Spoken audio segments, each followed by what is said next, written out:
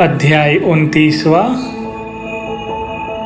सदैव सच्चे साधक बने रहें।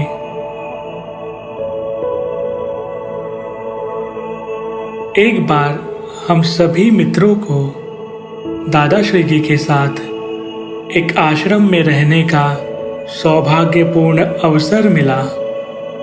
यह आश्रम मुंबई से थोड़ी ही दूरी पर है।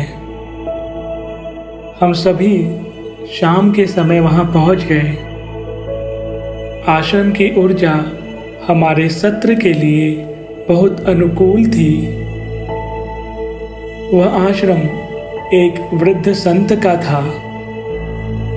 दादाश्री जी ने हमें उस वृद्ध संत से मिलने और उनके द्वारा होने वाले सत्संग में भाग लेने को कहा और साथ ही यह कहा कि दादाश्री जी स्वयं अगले दिन उनके प्रवचन में सम्मिलित होंगे।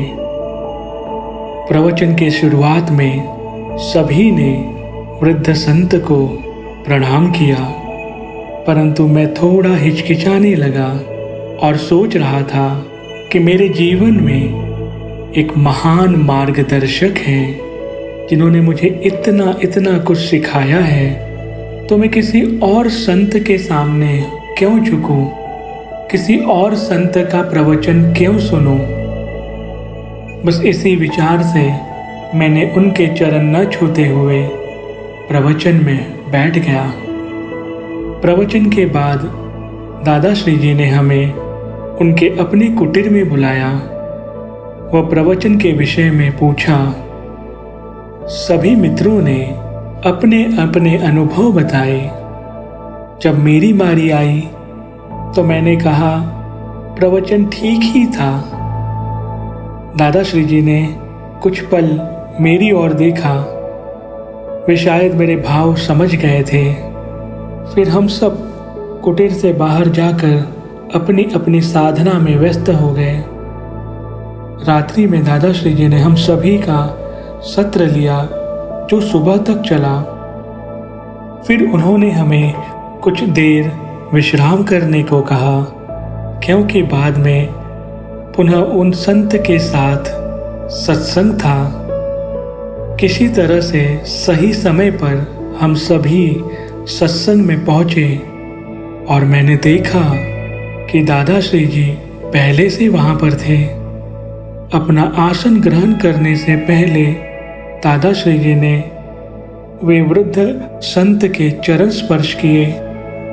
दादाश्री जी को चरण स्पर्श करते देख मैं आश्चर्यचकित हो गया, क्योंकि वे स्वयं एक महान मार्गदर्शक हैं। मेरे लिए तो वो सर्वे सर्वा हैं और वे स्वयं किसी और वृद्ध संत के चरण स्पर्श कर रहे हैं।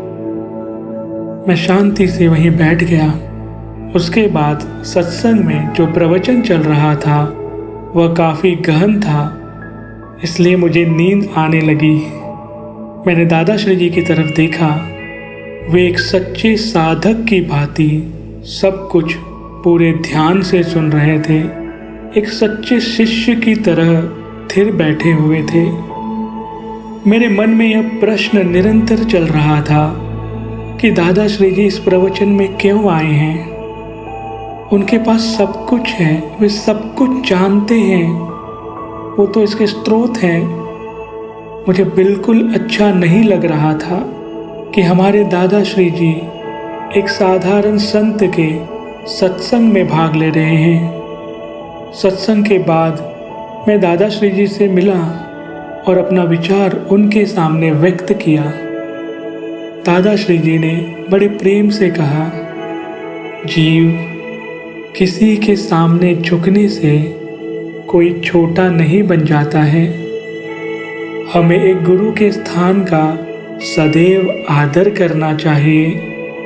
केवल व्यक्ति की ओर मत देखो, बल्कि उस स्रोत का आदर करो जिससे आप कुछ लाभ ले पाते हैं। यदि कोई व्यक्ति कुछ अच्छाई बांट रहा है, उसे प्रेम पूर्वक ग्रहण करो।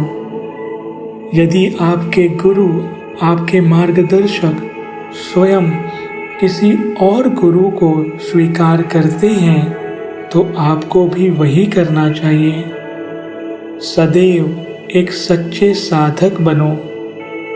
दादाश्री जी के ये शब्द मेरे भीतर अंकित हो गए और थोड़ा बुरा भी लगा, और बुरा इसलिए लगा क्योंकि मुझे कुछ सिखाने के लिए उन्होंने एक साधारण संत के प्रवचन में भाग लिया।